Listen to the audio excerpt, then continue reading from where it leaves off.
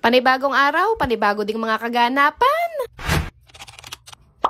Napakaganda nga ng panahon ngayon mga mare. Sakto lang yung init ng araw at maaliwalas din nga ang hangin. Sayang nga lang at kokonti pa ang labahin ko ngayon. Kaya tamang exercise na lang ako dito at nanamnamin ko muna yung ganda ng panahon. Pagkatapos ko nga na magmuni-muni mga mare, umpisa na naman ulit sa mga gawain. Inumpisahan ko na nga agad na magluto at gising na nga yung mga alaga ko ng mga oras na yan. Pinamalengke nga pala ito ng asawa ko kanina bago siya pumasok sa trabaho. Kagabi pa nga lang sinabihan ko na siya, nagulay naman ang bilhin niya ngayon. Nauumay na kasi talaga ako sa karneng baboy. Kaya din siguro hina-high blood na ako dito sa mga alaga ko. Char.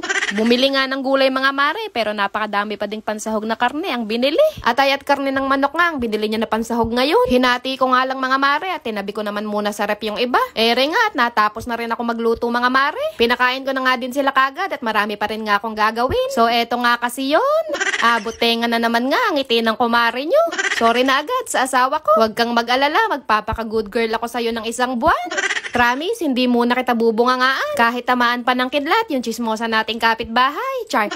Picture frame nga pala ito mga mare. At syempre, pasok na pasok pa din yan sa Team Puti at Team Kahoy. Another aesthetic gamit na naman. Meron nga kasi nakapagsabi na wala man lang daw makita ni isang picture naming pamilya dito sa aming munting bahay. Masyado naman kayo pala desisyon, kaya eto na nga po, maglalagay na. Una ko na nga munang tinanggal yung mga nakadisplay dito sa ibabaw. At pagkatapos nga, tinanggalan ko naman ng alikabok. At tingnan nyo naman nga yung mga langaw. Dito pa talaga nagharutan sa harap ng camera. Apakalalandi. Sana all may kaharutan ikaw. DIY muna tayo. Meron pa nga kasi ako ditong tira-tirang photo paper kaya magta-try na lang ako mag-print ng picture namin. Sa FB nga ako kukuha ng picture na ipiprint ko. Naghanap lang ako ng picture na kumpleto kaming mag-anak. At eto nga ang napili ko. Kumpleto kasi talaga kami ditong pamilya at kasama pa din nga yung aso naming negra. At saka apaka-sexy ko din kasi dyan, char.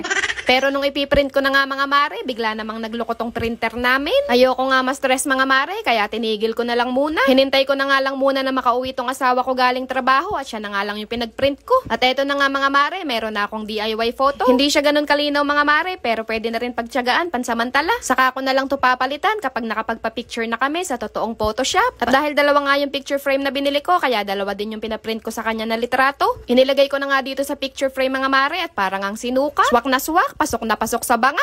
Hindi talaga siya ganun kalinaw mga mare, pero pwede na yan. Kesa naman i-display ko siya dito nang walang larawan. Inabot na nga ako ng gabi mga mare. Pinatulog ko muna kasi yung mga alaga ko para wala nang ang panggulo. Ang hirap kasi talaga pag patigil-tigil yung ginagawa mo. Inayos ko na din nga pala itong cover ng supat ng maganda-ganda naman mamaya sa pa-afterlook. At hindi ko na nga kayo bibitinin pa mga mare. In 3, 2, 1. O ayan, meron na kami ditong panakot sa daga, family picture. So let's call it a night. Yung asawa ko doon, napupurdoy na sa kahihintay. So ayun lang muna ulit for today's ganap. Maraming salamat sa inyong panonood. Babu!